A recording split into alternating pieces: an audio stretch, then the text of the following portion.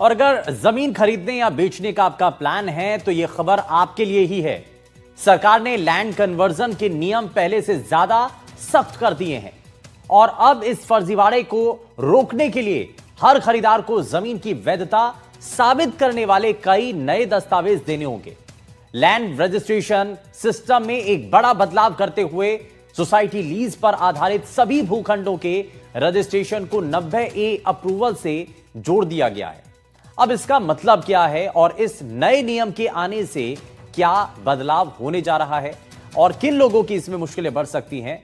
जमीन अगर आपको खरीदनी है या अगर आप जमीन बेचना चाह रहे हैं तो ये कैसे आपके ऊपर प्रभाव डालेगा और कैसे ये धोखाधड़ी से बचा सकता है, क्योंकि आज के समय में बहुत सारे लोगों के साथ जमीन खरीदने और बेचने को लेकर के धोखाधड़ी की कई खबरें सामने आती हैं। लेकिन ऐसा आपके साथ ना हो, इसको कैसे समझा जाए, ये 90A अप्रूवल क्या कहता है और इसमें क्या बदलाव किए गए हैं, इस नए नियम से आपके ऊपर क्या असर पड़ने जा रहा है और किसकी मुश्किलें बढ़ सकती हैं, जरा एक रिपोर्ट आपको दिखाते हैं।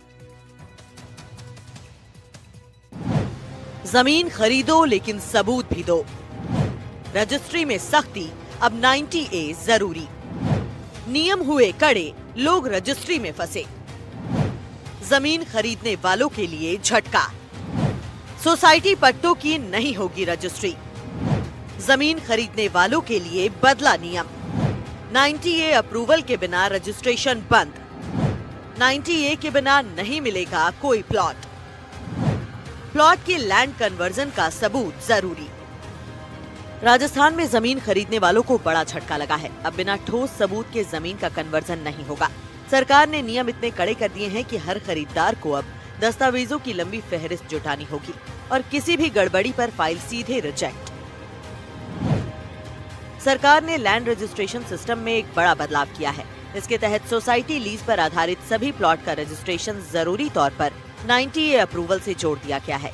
सरकार ने साफ कर दिया है कि अब किसी भी सोसाइटी लीज प्लॉट का रजिस्ट्रेशन तब तक नहीं होगा जब तक उसे लैंड रूल्स के तहत कन्वर्जन और 90A ऑर्डर अप्रूव न मिल जाए। मामले में विरोध कर रहे हैं, उनका कहना है कि तकरीबन 80% जयपुर सोसाइटी के पट्टों पर बसा हुआ है, ऐसे में लोगों को परेशानी हो सकती है। लेकिन सरकार का जो आदेश है वो ये कहता है कि अब खरीद और बेचान जिन पट्टों का होगा उनकी रजिस्ट्री पर पाबंदी रहेगी। जो लोग पहले से रह रहे हैं उनको किसी तरह की परेशानी नहीं होगी।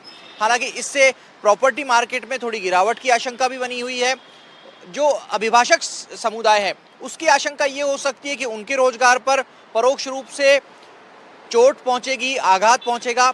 वहीं सरकार को भी तकरीबन 50 करोड़ रुपए के रेवेन्यू का लॉस हो सकता है, ऐसा वकीलों का अनुमान है। 90A ऑर्डर के कोई भी डॉक्यूमेंट स्वीकार नहीं किए जाएंगे। सरकार ने रजिस्ट्रार और रजिस्ट्री डिपार्टमेंट को निर्देश दिया है कि बिना 90A ऑर्डर के कोई भी डॉक्यूमेंट स्वीकार न किया जाए। उससे उन कॉलोनियों और सोसाइटियों में रजिस्ट्रेशन पूरी तरह से रुक जाएगा जिनका कन्वर्जन पेंडिंग है। अब किसी भी प्लॉट के लिए ये पक्का करना जरूरी होगा कि उस जमीन को खेती से रिहायशी या किसी और इस्तेमाल में बदलने का कानूनी प्रोसेस पूरा हो गया हो।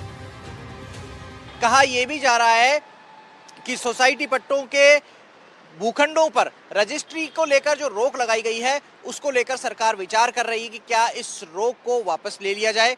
दरअसल कुछ जगह ऐसी बात आई कि पूर्ववर्ती सरकार के एक आदेश के चलते ये रोक लगाना जरूरी था, लेकिन अभी इसकी समीक्षा हो रही है। वकील अपनी बात पर अड़े हुए हैं, वो हड़ताल कर रहे हैं। रजिस्ट्री का काम लगभग पूरी तरीके से ठप पड़ा है। ऐसे में कई जगह शिकायत ऐसी भी आई जो कॉमन मैन सोसाइटी के पट्टे पर भूखंडों के खरीद बेचान कर रहे थे, उनके कईयों के मामले अटक गए हैं। कईयों के सौदे इसलिए भी अटक गए क्योंकि उनके होम लोन की जो कार्रवाई है वो रुक गई है। बैंक ने होम लोन देने से इनकार कर दिया है। ऐसी सूरत में कई जगह आमजन प्रभावित हो रहे हैं। पूरे प्रदेश में देखी जाए तो ऐसे लोगों की बड़ी संख्या होगी जो हाउसिंग कोऑपरेटिव सोसाइटीज की तरफ से काटे गए भूखंडों पर रह रहे हैं। क्या है नियम 90A? 90A राजस्थान भूमि राजस्व अधिनियम का प्रावधान है। भूमि के उपयोग परिवर्तन के लिए सरकार की अनुमति जरूरी है। यही आदेश ये कानूनी रूप से प्रमाणित करता है कि भूखंड आवासीय उपयोग के लिए मान्य है। इस आदेश के बाद ही कॉलोनी निर्माण, पट्टा जारी करना, म्यूटेशन और अंत में रजिस्ट्री आगे बढ़ सकती है। ऐसे में उनके मकान की अगर खरीद बेचान की दोबारा जरूरत होती है तो वो रजिस्ट्री में पेचीदगियां आएंगी और वो खरीद बेचान संभवतः नहीं हो सकेगा। इन्हीं दुश्वारियों को लेकर के आम आदमी पशोपेश में है कि वो अगर सोसाइटी पट्टा का मकान खरीद करके अपने मकान खरीद करके उसमें रहना चाहता है या भूखंड खरीद कर उस पर मकान बनाना चाहता है, तो वो इस तरफ कदम बढ़ाए या नहीं। दरअसल इस आदेश के बाद रजिस्ट्री ऑफिस में गफलत की स्थिति बन गई है।